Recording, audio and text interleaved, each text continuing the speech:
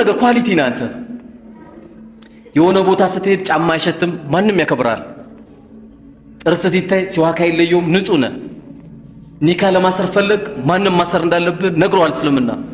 ታዚያ ቤተሰብ ደረሰብህ እንዴት መቀመጥ እንዳለብህ ለቅሶ አስተምረዋል። የአባታችን ውርስ እንዴት እንካፈል ምንም ችግር የለም፣ አላህ ካፍሎ ጨርሰዋል። ምንም የቀረው የለም ዲን። ግቦ ብትቀበል የሰጠውም የተቀበለውም የአላህ ቁጣ ይወረድበት ይላል። እንዴት ሄደህ ትቀበላለህ? መብራት ኃይል ተመድበህ በሰላም ቆጣሪ ትሰጣለህ እንጂ ግቦ አትቀበልም።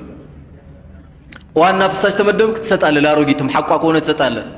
አይ የመኪና ቁልፍ ካልያዘ ግቦ ካልተቀበልኩ አትልም። ለምን? እስልምና አለብህ፣ አላህ አለብህ ውስጥ። ሴት ማቀፍ ደስ ይላል፣ አላህ ፈጥሯቸዋል፣ ደስ ይላል።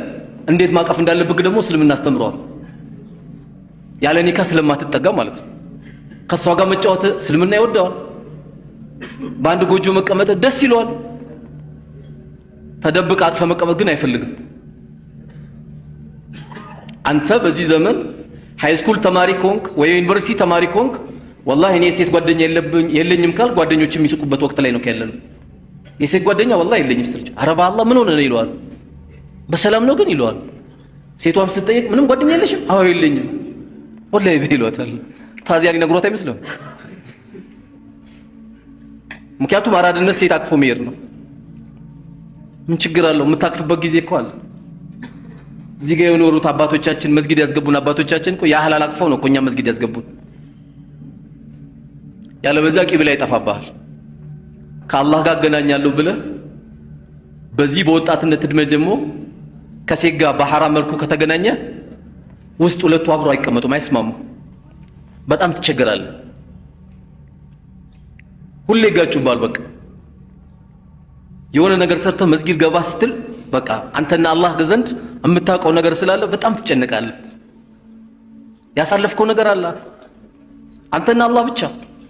ያው መቼም አላህ እያንዳንዳችሁ በየጊዜው በምትሰሩት ወንጀል ቢይዛችሁ ኖሮ ማተረከ ፊል አርድ ሚን ዳባ አለ። አንድም ሰው መሬት ላይ ተንቀሳቃሽ አልነበረም ማለት። ግን አላህ ከ99 ስሞቹ መካከል አንዱ ምንድነው? ሰታር፣ ደባቂ ነው። ደብቆን እንጂ ስንት ጉድ ይወጣብን ነበር። ደብቆን። ስለዚህ ወጣቶች والله ሁሉም ነገር ደርሱበታላችሁ። በመጀመሪያ ደረጃ ዛሬ ዳዋ በተንቀሳቀሰበት ዳዋ ቅዝቅዞ ባለበት ሂደት ላይ መስጊዳችን ከመስገድ ውጪ አሰላሙ አለይኩም ወራህመቱላህ አሰላሙ አለይኩም ወራህመቱላህ ከመባል ውጪ ዛሬ ይህን ዳዋ ያስጀመራችሁ ልጆች እስከ የውመል ቂያማ ቀብር ኮልፌ የሚሄዳችሁ ጊዜ ሱቃችሁ አይዘጋም። ይህን ዳዋ የጀመረው ሰው ትልቅ ሰደቀቱ ጃሪያን የጀመረው መስጊድ ሁሉም ነገር ነበረ፣ ሁሉም ነገር። ዛሬ የኢትዮጵያ ሙስሊም አባት ስለሌለው እንጂ አባት ቢኖረው መስጊዳችን አንድም ሰው የተቀደደ ሱሪ አይለብስም ነበር። አንድም ሰው ወላሂ ርቦት አይወጣም ነበር። አንድም ሰው ለአስቤዛ አይጨነቅም ነበር። ይሄ ሁሉ ወጣት በጀማ ይዳር ነበር። ምን ያስፈልጋል? አባት ያስፈልጋል። አባት እንዲኖረን ዓለም አይፈልግም። የዓለም ሙስሊም እኮ የቲም ነው። አባት አይፈልግም። በዚህ ሂድ ባለሀብቱን ገንዘብ አምጣ፣ ወጣቶች ተደራጁና በጀማ ኒካ ሰሩ፣ ወጣቶች ስራ እዚህ ጋር እንዲጀምሩ የሚል አባት አይፈልግም። ይሄ ስለማይፈልግ ነው። ይሄ ሂደት ካልተስተካከለ ይሄን ሂደት ራሱ ያመጣው ምንድነው? ዋናው ነገር ይሄን ትክክለኛ ሂደት ያመጣው የዚህ አይነት መድረክ መጀመራቸው ነው።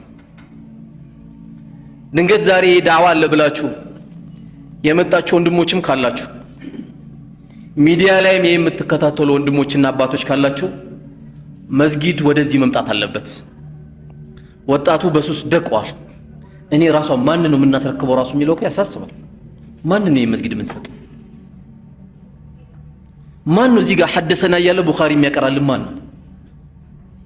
ምክንያቱም እየወለድን ነው። ስለወለድኳት ልጅ እኮ ማን ነው የሚያገባት እኮ አሁን ነው እኮ የምትጀምረው። ጥሩ ትውልድ ከሌለ ማን ሊያገባ ነው? መንገድ ላይ ያለ ጎረምሳ ሊወስድብህ ነው ማለት ነው። ለማን ነው እንዲህ የምናስረክበው? መስጊዳችን አሁንም በየትኛውም በክፍለ ሀገርም ያላችሁ ከተማ ላይም ያላችሁ ቢያንስ ከሰላት በኋላ 10 ደቂቃ አጠር ያለች ምክር ለምን በላት ምሳ አፕታይት ምትሆን 10 ደቂቃ ዳዋ ካልተጀመረበት መስጊድ ከባድ ነው። ሰው ራሱ እኮ ለምን እንደሚወጣ ራሱን ከመስጊድ አያውቀውም። አንደኛውን አሰናብቶ እኮ እየወጣን ያለው አስተግፊሩላህ የለም።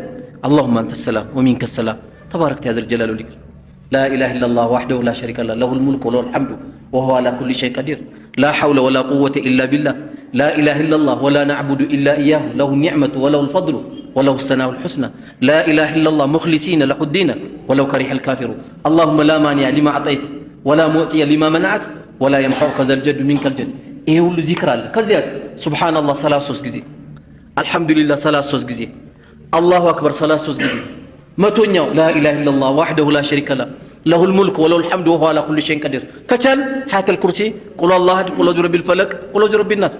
ካልቻልንስ ይሄንን መቶኛ ካልን በኋላ ወደ ቂብላ ዞረን ሐጃ የለንም። ያ ረቢ ትምህርቴን አግራልኝ፣ ለእናትና ለአባቶቼ ታዛዥ አድርገኝ፣ መንገድ ላይ ካለው ከሴት ፈተና አንተ ጠብቀኝ፣ አጭበርብሬ ገንዘቤን አደልቤ ዳቦ ይዞ ከመግባት ከቤቴ አንተ ጠብቀኝ። ቀብር ላይ ያስተኛዋቸው እናትና አባቶቼ በልጅነት እንዳዘኑልኝ ጌታ ያዘንላቸው። መቼ ነው ዳዋ የምናደርገው? ይሄ ዳዋ እኮ ይፈልጋል፣ ይሄ ዱዓ ይፈልጋል።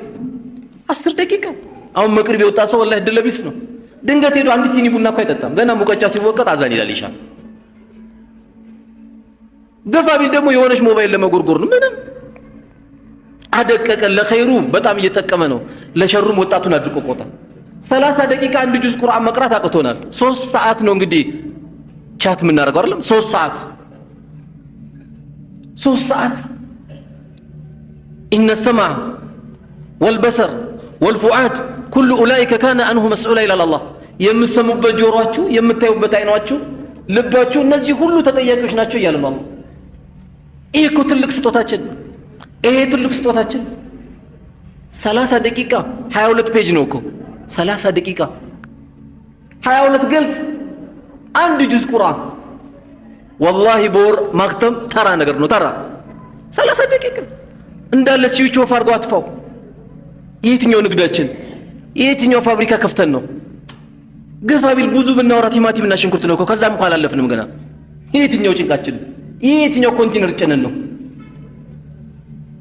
አልበቃ ብሎን በቃ አይቅርብን ብለን ደግሞ በዚህም ሁለት ስልክ ቆይ አንዴ እደውላለሁ፣ በዚህ እየደወለልኝ ነው፣ ቆይ አንዴ እደውላለሁ። በዚህ ላ ኢላሃ ኢላላህ። ሰው በገዛ እጁ ቂሊንጦ ይገባል እንዴ? ቂሊንጦ ነው እኮ። አንዳንዴ በረድ አድርገው አጥፋው፣ ስዊች ኦፍ አድርገው። የተከበረ ቤት ነው ያለው። አብይ ጋር ብትገናኛው እንዲህ ትላለህ፣ ሞባይሉ ተረቡና አቤት ጠቅላይ ሚኒስትር ነው አይደል? የዓለማት ጌታ እያናገርክ አውርደው። ይሄ የተቀመጠው ቁርአን አውርድና ቅራበት። ከፍ ያደርጋል ወላሂ። እንደ ቁርአን ሰዎችን ከፍ የሚያደርግ ነገር ምንም የለም። እኔ ሌላ አዳምጡ ምለውም ነገር የለኝም። አላህ ፊት እጠየቃለሁ። አጅር ያለው ነው እዚህ ጋር አንድ ሰው ማስተላለፍ ያለበት። የሚደመጡ አስገራሚ ቃል